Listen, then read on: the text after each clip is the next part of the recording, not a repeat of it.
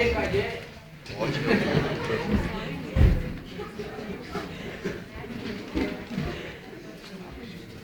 dieną.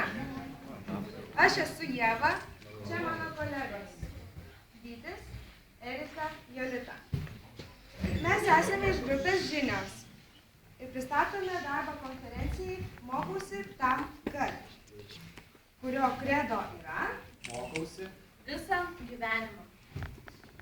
Ir skiriame kelis aspektus. Tai būtų pirmas. bendrasis lavinimas, Profesinis mokymas su kultūrinė veikla. Taigi mokausi tam, kad išlaikyti egzaminus ir toliau siekti aukštesnio išsilavinimo. Pristatyčiau prie besikeičiančios aplinkos. Tam, kad įgyti vidurinį išsilavinimą, juk tai yra labai būtina šiais laikais. Kad įprasminčiau ir realizuočiau save. Nuolat tobulėti. Kad išmoktume gyventi pagal Dievo žodį.